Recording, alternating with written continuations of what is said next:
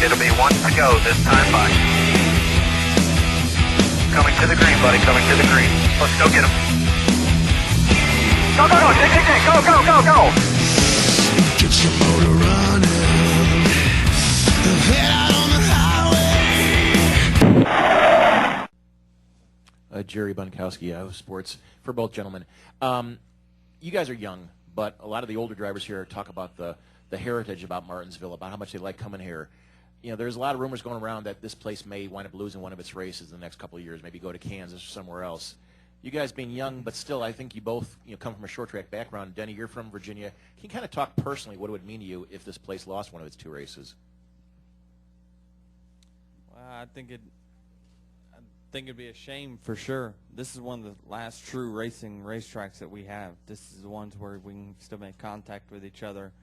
The racing's always going to be close because 43 cars fill up the racetrack here.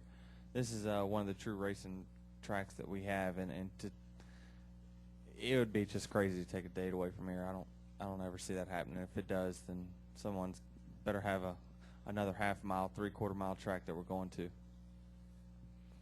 I think it's the same thing. It's typically you tend to pack a half-mile racetrack, and this place may not have the seating capacity that Bristol does, but still I think that it looks better in photos when a place is packed than having open spots at 1.5 miles. So Junior alluded to people would be smarter to build more short tracks, which there is one in Iowa, and we get to go there next year with the nationwide cars. So that'll be nice to see how well that place fills out for a nationwide race and how many people you can get there, and what the race will be like, how good the racing will be, and then to try to determine whether the Cup cars need to go back there or not. So that's a start in the right direction, is trying to open up to some other short tracks.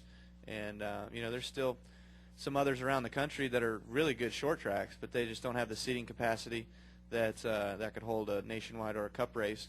And I remember the Truck Series; they were all short tracks. They used to run short tracks, 95 to 98, and then they started getting away from them and going to the bigger tracks to hold more people. But we can't fill those places with truck races. It's just, I guess, the way NASCAR moved. Steve. Yeah, Steve Richards of PRN. Denny, are you still feeling the effects from Talladega? And if not, how long did it take you to get to 100%?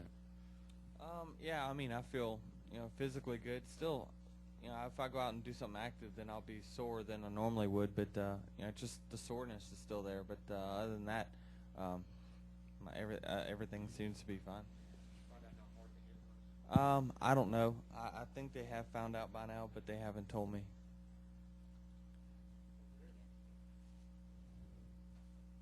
This is for Kyle. Tom Milstead, Danville Register and Beat. Throughout the year, you've had kind of a mixed relationship with the fans. Has that changed any going throughout the season as you've had more success? And how do you feel about your relationship with your fans at this present time? Well, it started out pretty decent actually this year. Coming into the new situation at Gibbs, a lot of people felt that I got released from Hendrick under wrong terms, and so they were upset more at Hendrick, and so I was getting some cheers in the beginning of the year, and everything was going well, and won a couple races I think, and then Richmond come along, and that sort of derailed everything, and then when you wreck the sport's most popular driver, that's not a very smart thing to do. So it hurt for a while, and probably there's still lingering effects of that today. But I think it's sort of heading it back in the right direction a little bit. We haven't won as much as we did in the beginning and middle part of the year since Watkins Glen. As a matter of fact, we haven't won, but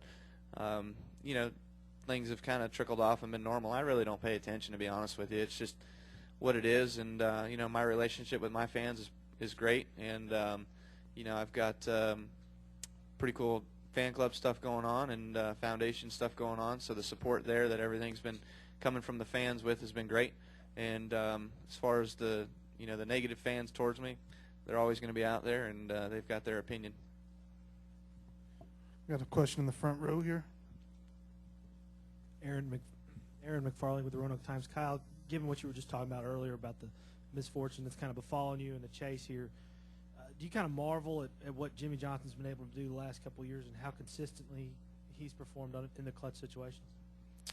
Well, when you have good race cars and race cars that don't fall apart, you just got to do your job. And you know, this past weekend at Charlotte, I just did my job, and everything stayed on the race car and went fine on the race car. I sped on pit road, but we still finished fourth. You know, you can have some driver mistakes like that and still be able to come back. But when you have car malfunctions, or when you have you know, getting involved in someone else's wrecks and stuff, you can't fix those during a race. You can't help that. So the biggest thing is you know, we had some issues there in the beginning of the chase that hurt our performance with our race cars, and so you know, unfortunately the luck just wasn't on our side. And there's some point in the year where somebody's got to have bad luck, and we thought we had it earlier in the year. We ran a couple races and you know, sort of didn't fare too well, but you know, I guess the cars didn't fall apart then, so they decided to fall apart at the beginning of the chase. Do we have any other questions for these two guys? All right, great. Thanks a lot for your time today.